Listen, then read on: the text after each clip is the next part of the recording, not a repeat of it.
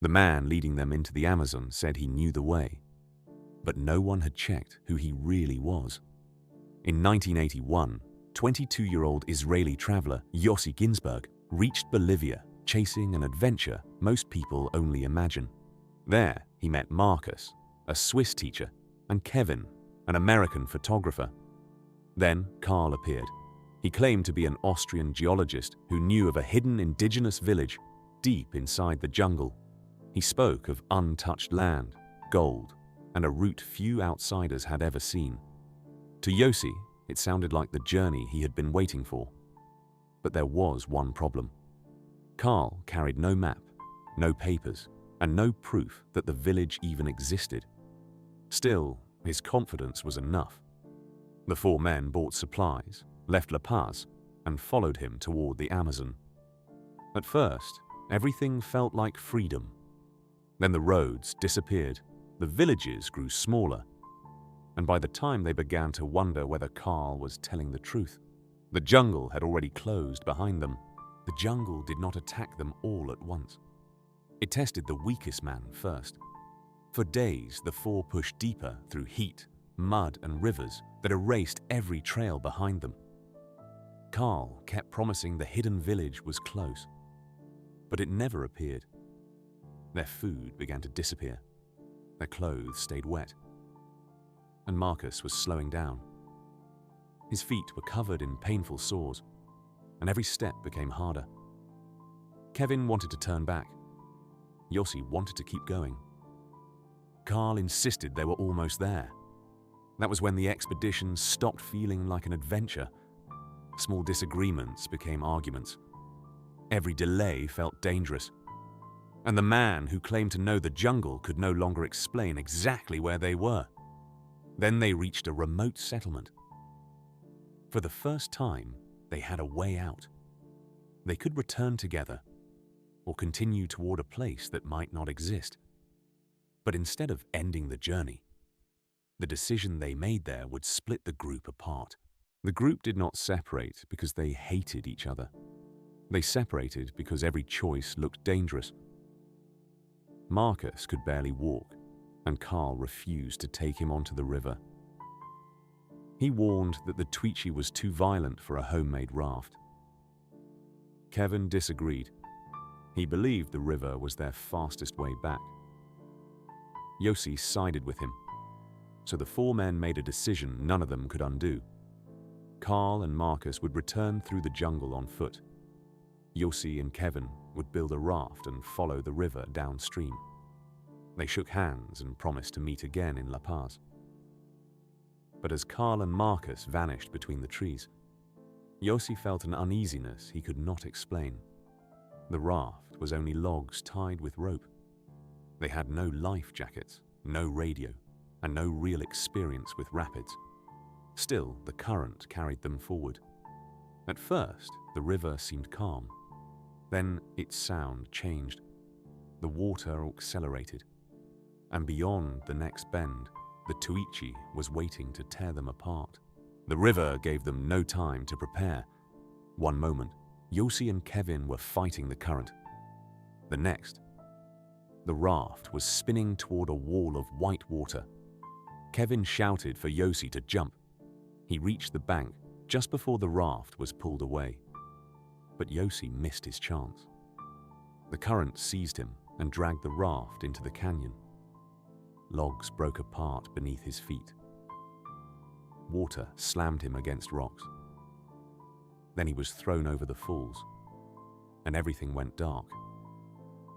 When Yossi opened his eyes, the river had carried him far downstream. Kevin was gone. The raft was gone, and the jungle around him was completely silent. At first, Yossi believed Kevin must be nearby. He shouted until his voice weakened. No answer came. So he began walking back upriver, convinced he could find his friend. But every step took him deeper into unfamiliar forest. By nightfall, Yossi still thought he was searching for Kevin. He did not yet understand that he was now completely alone. For 4 days, Yossi followed the river upstream. He believed every bend might reveal Kevin. Instead, The jungle erased him piece by piece. His food was gone. His clothes never dried. At night, insects covered his skin, and every sound beyond the trees felt like something watching him. Then the rain began. The river rose, swallowing the ground where he tried to sleep. Yossi searched for fruit, roots, anything he could recognize, but the jungle was full of food he could not safely eat. Hunger forced him to take risks, and exhaustion began changing the way he thought. One night, he heard a movement nearby. A dark shape circled beyond the firelight. Yossi grabbed the only weapon he had and prepared to fight. By morning, the animal was gone. But another danger had already begun. His feet were swollen, painfully soft, and starting to rot inside his wet shoes. He could still walk, but the jungle was making sure that would not last. Then Yossi stopped being alone. At least, that was what his mind told him. Starvation and exhaustion had begun to blur the jungle around him. One night, a young woman appeared beside him. She spoke softly, walked with him. And when fear returned, Yossi focused on protecting her instead of himself. But she was not real. She was a hallucination created by a mind close to breaking. Still, the imaginary companion gave him a reason to keep moving. Then the ground suddenly collapsed beneath him. Yossi sank into deep mud. The more he struggled, the faster it pulled him down. For a moment, he believed the jungle had finally won, but he forced himself to stop fighting, spread his weight, and drag his body towards solid ground. He escaped. Barely. By then, he had lost track of the days. He no longer knew whether the sounds around him were animals, rescuers, or only his own mind. And somewhere far down the river, Kevin was still searching, while Yossi was fighting to stay alive. Kevin was fighting to return. After escaping the river, Kevin reached a settlement and asked for help. Most people believed the search was hopeless. The current could have carried Yossi for miles. The jungle could hide him forever. But Kevin refused to leave.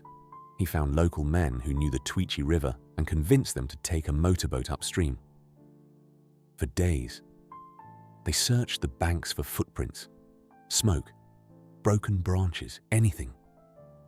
Fuel was low. The river was hard to navigate, and every turn made the silence heavier. Meanwhile, Yossi had reached the edge of collapse. He could barely stand. He no longer expected rescue. Then, through the sound of insects and water, he heard something impossible, a motor. At first, he thought it was another hallucination, but the sound returned. Closer this time. Yossi crawled toward the riverbank. The search was almost over, but neither man knew they were only moments apart. The sound was real. A motorboat appeared around the bend. Kevin saw movement on the riverbank, but at first, he could not believe it was Yossi. The man before him was covered in mud, thin and barely able to stand. Then Yossi raised one arm. Kevin jumped from the boat and ran toward him. After nearly 3 weeks alone, the jungle had finally released him. But survival did not end the mystery. Carl and Marcus never returned. Search teams found no confirmed trace of either man. Some believed they died in the forest. Others questioned whether Carl had ever been the expert he claimed to be. Yossi recovered, but the jungle never left him. Years later, he wrote about the ordeal and returned to help the region that had nearly taken his life. He entered the Amazon searching for adventure.